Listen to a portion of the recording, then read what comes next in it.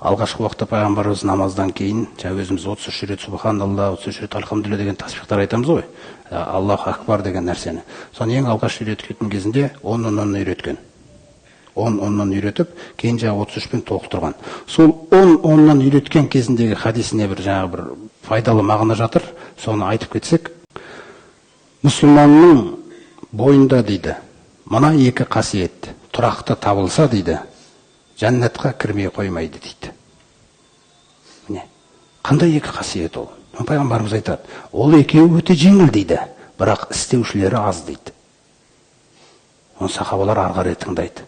Сосын айтады, әрбір намаздан кейін, 5 уақыт намаздан кейін, субханалланы 10 рет, альхамдулилланы 10 рет, Аллаху акбарды 10 рет айтатын болсаңдар, 30 ғой бір намаздан кейін. 5 намазда қанша? 150.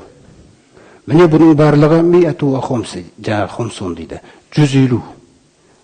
Алал лисан. Сенің тіліңнен 150 рет айтылды. Ва фил мизан, бірақ таразыда 1500 болады дейді. Бұл ең минимальный Алла Тағаланың еселейтін нәрсесі 1500 болып таразыға түседі дейді ол. Бір. Екіншіден, жатар кезіңде, төсегіңе қарай жантайып атқан кезіңде, субханалла 33 рет, альхамдулилля 33 рет, Аллаху акбарды 34 рет айтсаңыз, 100 болады дейді. Тіліңде 100 шықты, таразыға 1000 болып түседі дейді. 2500 бәрі. Енді айтады, енді күніне ешкім 2500 күнә жасамайтын шығар дейді.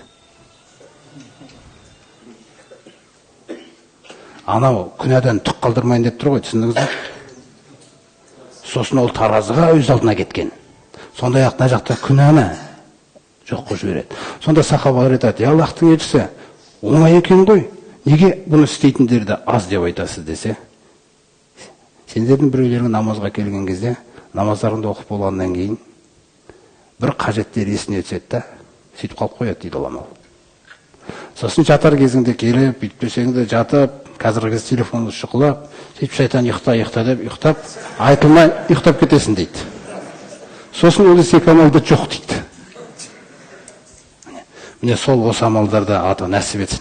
Бізге оңай қылсын, осындай және де басқа да салиқалы амалдарды бізге жеңіл қылып, иншалла, сол кешіріміне және рахымына бөлесін бәрімізді. Осымен бүгін міне Ясин сүресінің тәпсірі тәмам болды.